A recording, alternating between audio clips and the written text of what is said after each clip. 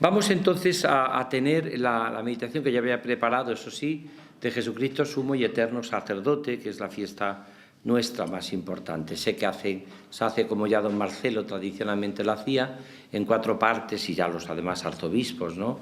En las 4 partes de la diócesis, en Oropesa, lo hacen también en Guadalupe, en Talavera, en distintos lugares, ¿no? Aquí mismo también, en Toledo, también se hace en las oblatas de Cristo sacerdote, ¿no? Entonces, yo quería plantear como retiro también, como la meditación, fin de curso de sacerdotal, de este año sacerdotal, con el texto que hemos puesto como icono, que es Juan 21. Es decir, la pregunta que hace Jesús a Pedro: ¿me amas? Pedro, ¿me amas? Que en el fondo es la pregunta que tenemos todo sacerdote en nuestra vida con el encuentro con Jesucristo. Pedro, ¿me amas? Es decir, es para mí lo fundamental de nuestra vida. Nuestra vida se juega en ese amor en que tenemos a Jesús. Por eso yo voy a comentar esta segunda parte del texto de Juan 21. Acabamos de terminar precisamente con Pentecostés, el gran fruto de Pentecostés, el gran fruto de la Pascua ha sido el Espíritu Santo, que es el que forma en nosotros los sentimientos del corazón de Cristo. Es el que forma en nosotros el mismo corazón de Jesús. Por eso es tan importante descubrir esta realidad en nuestra propia vida, ¿no? Entonces, descubrir esa vivencia de que es el Espíritu Santo que por la imposición de manos, se nos dio como sagrada misión en nuestra ordenación sacerdotal. Sabéis que esta fiesta de Jesucristo sumo y eterno sacerdote es una fiesta propiamente española. O sea, no se celebra en el contexto general normalmente del mundo. O sea, ha habido algunos intentos en algunos países, sobre todo por la influencia de García La Higuera, que es el fundador de las oblatas, pero es prácticamente una fiesta española, la fiesta de Jesucristo sumo y eterno sacerdote, ¿no? Hubo siempre, como siempre, todas las actitudes críticas. Algunos decían que si las fiestas que celebra litúrgicas son siempre la historia de la salvación y que, bueno, pues la fiesta de Jesucristo sumo y eterno sacerdote pues hace hincapié no propiamente en un aspecto de la historia de la salvación, como es la pasión, la muerte, la resurrección, sino en un aspecto de quién es Jesús, que es sumo y eterno sacerdote. Pero la verdad es una fiesta que ha sido apoyada por todas las papas, por toda la Iglesia, y que nosotros en España tenemos un privilegio y una maravilla de esta celebración, de un día mirando a Jesús en este clima de oración y de retiro, descubrir nuestra propia y nuestra futura, o mejor dicho, nuestra profunda espiritualidad de lo que podíamos llamar sacerdotal, ¿no? Esto significa, fijaros si tiene importancia en España la fiesta de Jesucristo sumo y eterno sacerdote, que cuando los papas, sobre todo Benedicto XVI, celebra lo que llamábamos la jornada de los sacerdotes para pedir la santificación de los sacerdotes, se le dejó a todas las diócesis del mundo que fuese, normalmente se le recomendó a todo el mundo que esa fiesta fuese la del Sagrado Corazón de Jesús, la fiesta de la jornada de la santificación de los sacerdotes. Y sin embargo, a España se le dejó la posibilidad, que muchas diócesis la eligieron, de que fuese la fiesta de Jesucristo sumo y eterno sacerdote. Partiendo de ahí, de que Jesucristo es sacerdote desde del seno purísimo, desde que entra en el mundo es ya sacerdote, aquí estoy para hacer tu voluntad, Hebreos 10, sabiendo que Jesucristo sumo y eterno sacerdote y la identificación con él es nuestra santidad. Sabiendo también eso que le ocurrió al padre Charles de Foucault, que sabéis que él no quería ser sacerdote por el planteamiento que tenía como San Francisco de Asís de esa profunda humildad, no era digno de ser sacerdote, y en aquellas conversaciones que tuvo con aquellas clarisas, sobre todo la clarisa de Jerusalén, tenía mucha amistad con la clarisa de Nazaret, pero con las clarisas de Jerusalén, la superiora de las clarisas de Jerusalén le dijo: ¿cómo que hablas de dignidad sacerdotal? Si Jesucristo es sacerdote desde siempre, también es sacerdote en Nazaret y en la encarnación, también es sacerdote en la eyección y en la kenosis y en el olvido de sí. O sea, no me digas aquí que te crees que es sacerdote, la dignidad del sacerdote, ¿qué planteas tú? La dignidad del sacerdote es la cruz de Cristo. No quiero saber más que Cristo y este crucificado. Por tanto, él, gracias a esta visión que da Foucault de esta realidad, es por lo que esta mujer le ayudó y él se hizo sacerdote. Sabéis que estudió luego en la Gregoriana de Roma, por último, y después marchó como a trabajar a Nazaret y después los Tuareg, y él vive como un ermitaño, pero fundamentalmente el que le hace descubrir lo que significa ser sacerdote, Jesucristo, sumo y eterno sacerdote, es que ese Cristo sacerdote comienza a ser sacerdote desde la encarnación, desde el sí en el seno purísimo de María. Y por lo tanto toda su kenosis y su pobreza, la dignidad de Jesucristo es la cruz.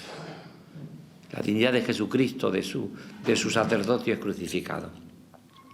Desde esta realidad enfocamos este tema. Y vamos a concluir nuestro año dedicado a la vida sacerdotal, aunque la tengamos oficialmente, como sabéis, en la clausura del Congreso Eucarístico Diocesano, que será, si Dios quiere, en Torrijos, con una gran Eucaristía, procesión del Corpus por las calles, y tendremos después un festival de los jóvenes, tendremos allí para clausurar. Pero nosotros ya como sacerdotes, este sería como el último gran momento, de los últimos momentos que tendremos para este final de curso, siempre complicado para todos los curas, incluso para los jubilados, ¿no?, que estáis aquí también con vuestra salud, con vuestros achaques. Jesús se aparece resucitado en el lago Tiberíades. A mí me gusta mucho explicar que el sacerdote tiene que ser el discípulo a quien Jesús amaba. El discípulo a quien Jesús amaba. Y ese discípulo a quien Jesús amaba aparece sobre todo en la Eucaristía, Juan 13, recostando la cabeza sobre el pecho de Jesús. Aquel discípulo a quien Jesús amaba tenía la cabeza recostada sobre el pecho de Jesús. Aquel discípulo a quien Jesús amaba acoge a María en su casa, porque no se puede ser sacerdote, sumo y eterno sacerdote, identificado con Cristo sacerdote, si no tenemos a María y acogemos en casa. Esto lo repito yo muchas veces, sobre todo en este mes de mayo.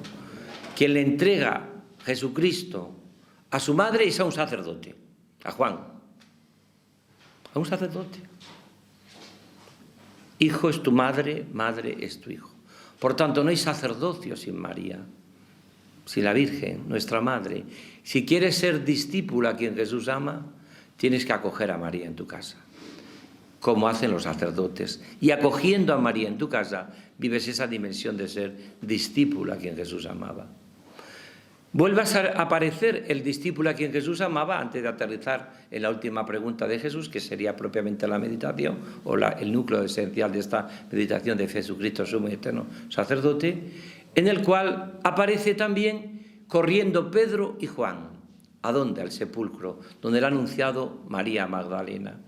No se puede ser discípulo a quien Jesús ama si no corremos unido a Pedro, si no corrimos unido al Papa, a la Iglesia.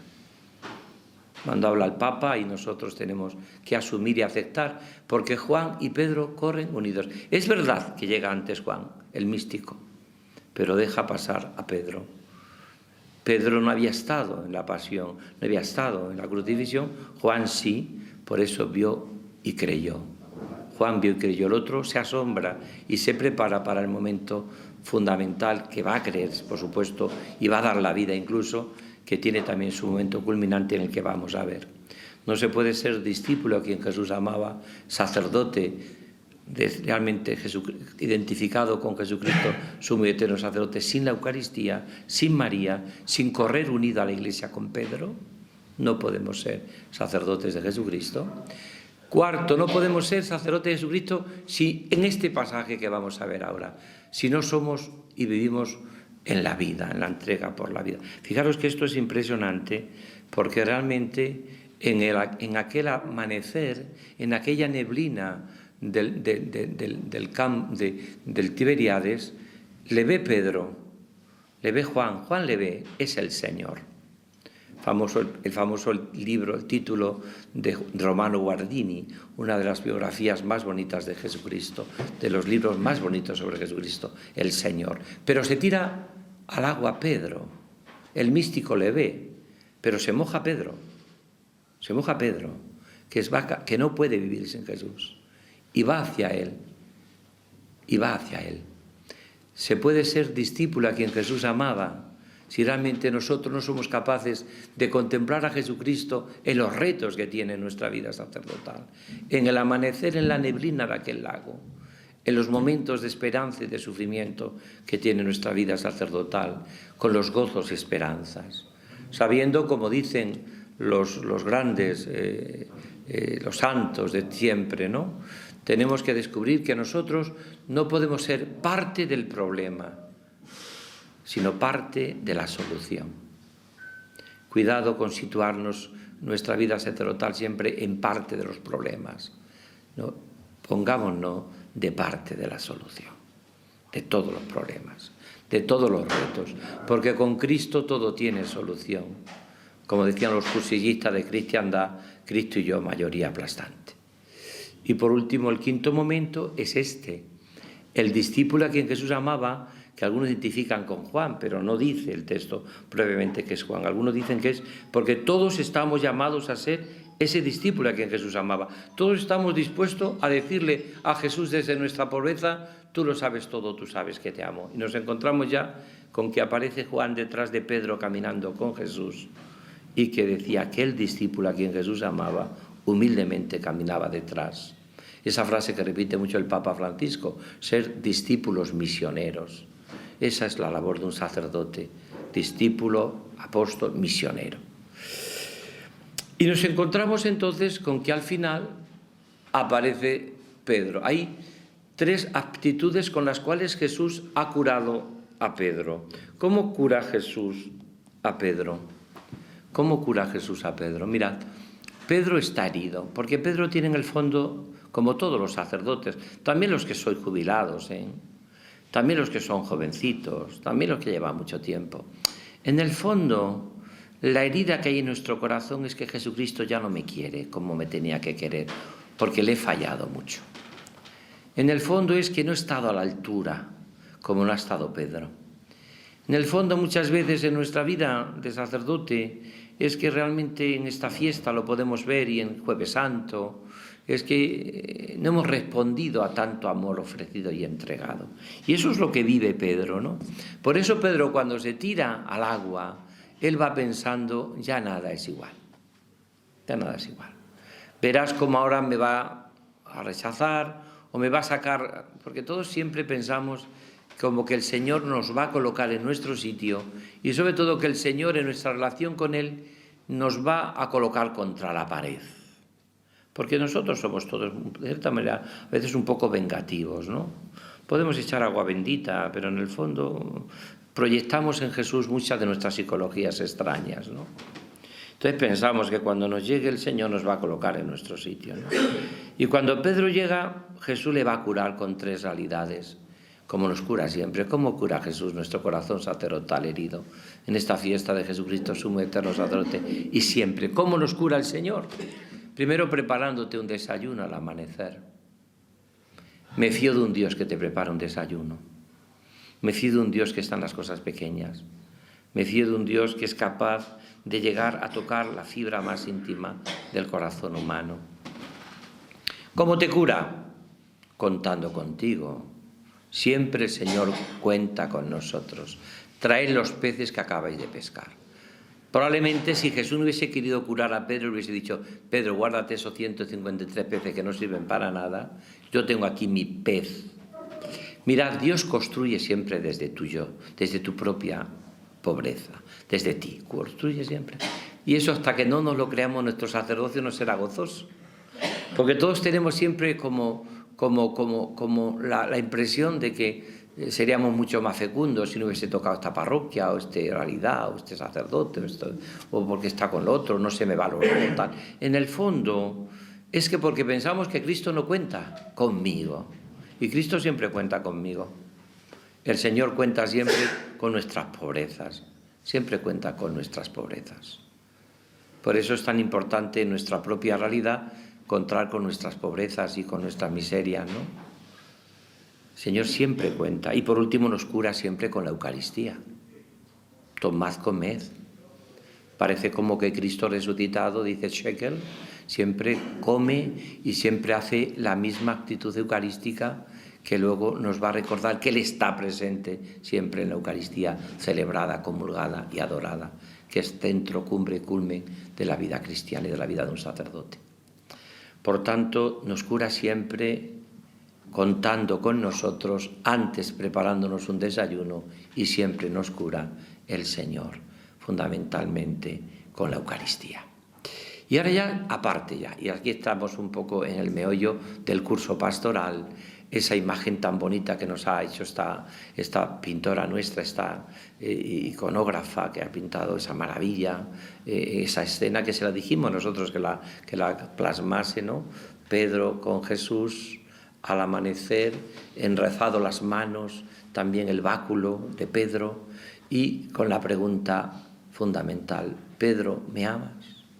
Yo no he escuchado ningún comentario más bonito a este texto.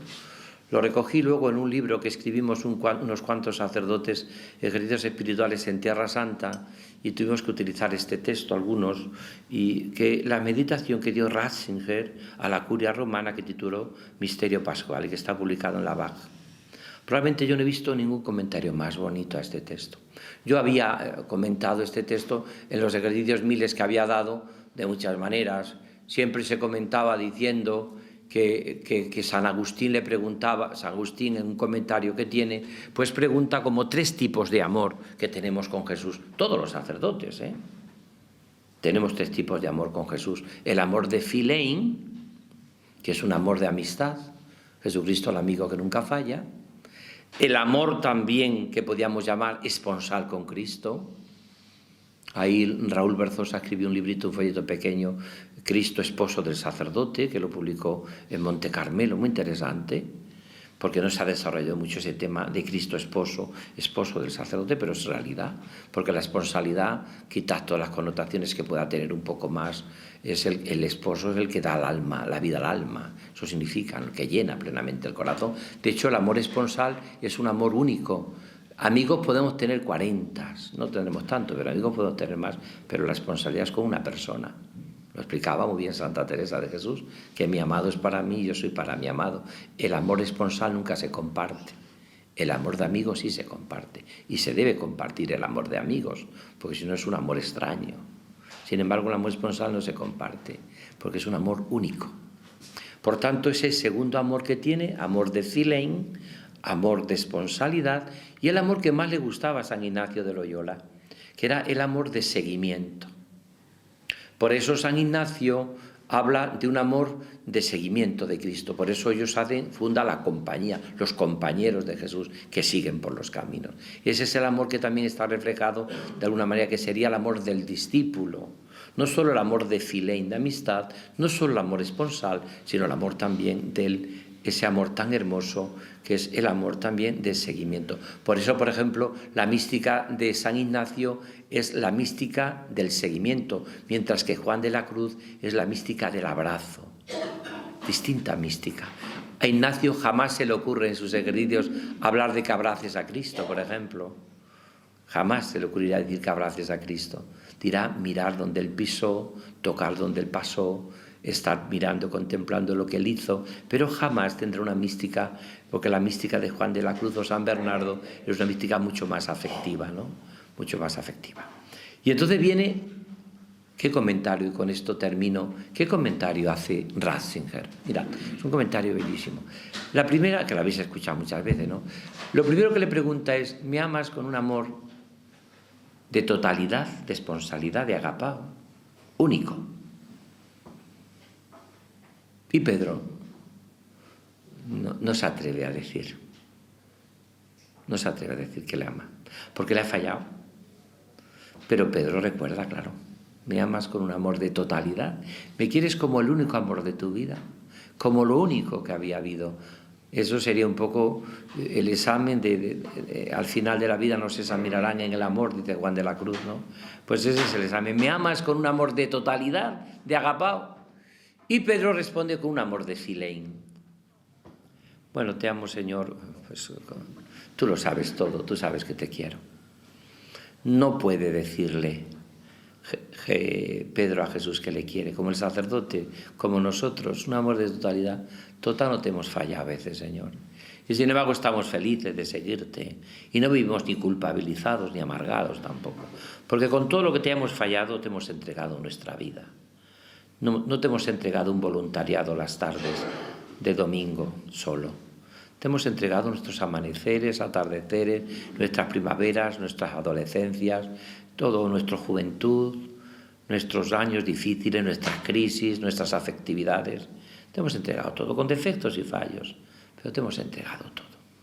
Y por eso responde Pedro con el amor de Philein. Y vuelve Jesús al ataque.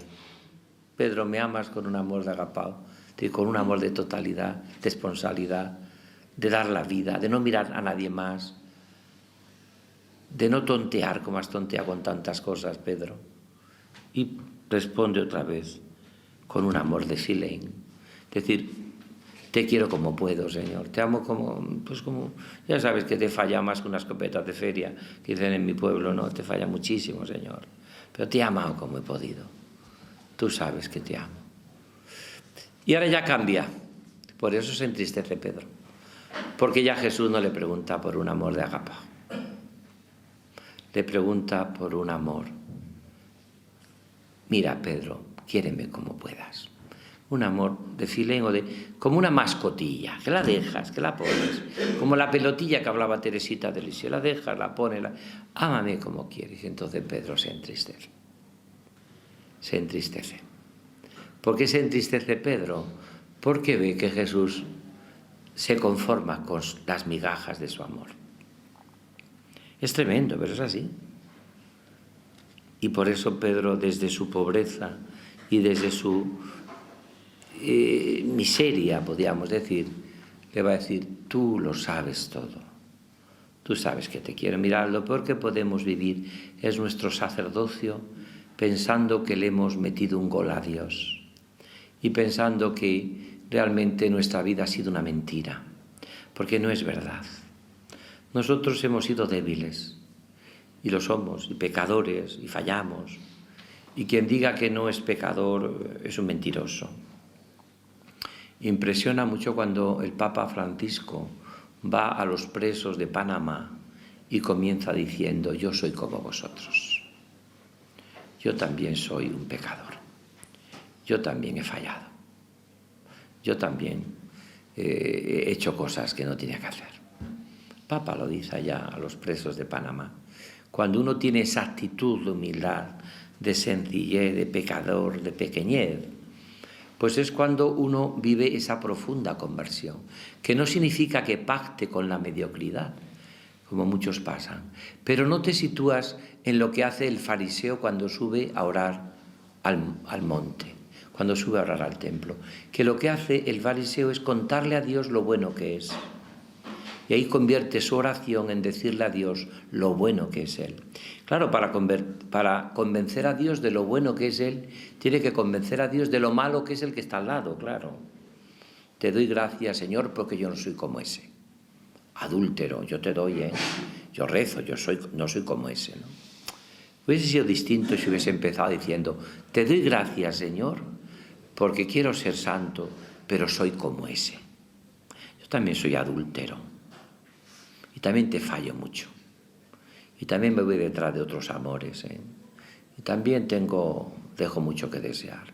Pero te doy gracias porque me has llamado. Y quiero mantenerme hasta el final en ese deseo de ser santo e irreprochable ante Él por el amor. Hubiese bajado justificado, hubiese bajado santo. Pero como se dedicó su oración a contarle a Dios lo bueno que es Él y lo malo que son los demás y lo malo que está todo el mundo y lo malo que está toda la gente menos yo, sino preguntarle a todos esos que son autorreferenciales, que siempre están criticando lo mal que está todo, lo mal que está la Iglesia, lo mal que está el mundo, que es verdad, no hace falta más que poner la televisión un instante. Pero ¿y tú cómo estás? ¿Y tú cómo estás? Te ponemos te quitamos del pedestal a San José y te ponemos a ti. ¿Y tú cómo estás? ¿Y tú qué vives? Pues claro, a veces uno conoce la vida de mucha gente, de los que hablan eso, y dice, pues qué bonito estarías que te callases. Porque cuando sabemos cosas tuyas, pues lo mejor es la profunda humildad de saber, pues te doy gracias porque soy como soy. Quizás, a lo mejor no he caído en cosas bajas, pero puedo caer, Puedo caer. Y hasta el final de mi vida he sido lo que tú, Señor, me has mantenido y lo que tú me has dado. Y ya que con toda seguridad no voy a entrar en el cielo por vía de inocencia, porque no lo soy. Por lo menos que entre por vía de humildad, porque yo reconozco mi culpa. Tengo siempre presente mi pecado. Contra ti solo pequé, cometí la maldad que aborreces. Pues descubramos nuestro sacerdocio gozoso en esta festividad de Jesucristo, sumo y eterno sacerdote. Miremos este icono de este año dedicado a los sacerdotes testigos de la misericordia divina. Planteemos nuestra vida sacerdotal desde la verdad y desde la humildad.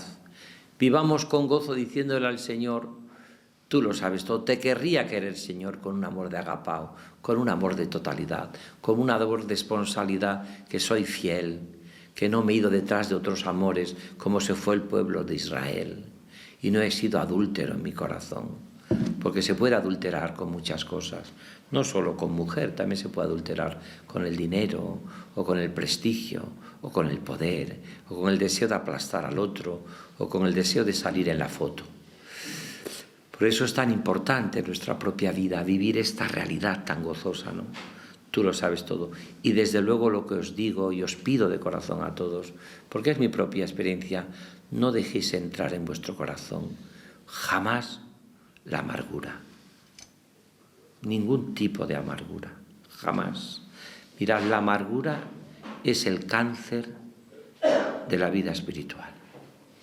Una persona amargada, aunque tenga toda la razón del mundo para estarlo, ha colapsado y ha eclipsado y sobre todo ha hecho infecunda ya su vida. La amargura es el cáncer del sacerdocio.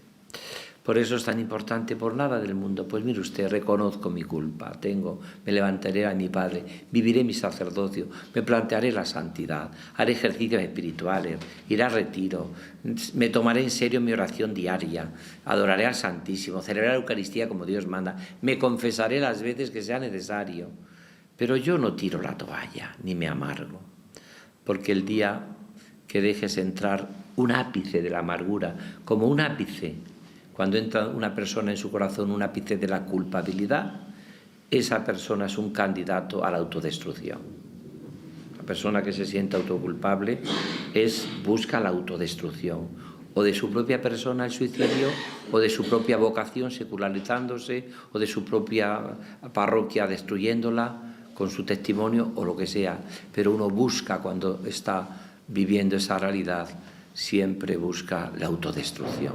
No busquéis por nada del mundo, ni dejéis entrar ningún aspecto de amargura. Sé de quién me he fiado y estoy persuadido de que el Señor llevará a buen término la obra que empezó en mí. Que vivamos siempre con esta actitud de gozo y de alegría nuestro sacerdocio. Y si tenemos que vivir, pues me levantaré, iré a mi Padre. Y si tenemos que plantearnos seriamente una vida, pues acudamos a la misericordia de Dios para ser testigos de la misericordia divina.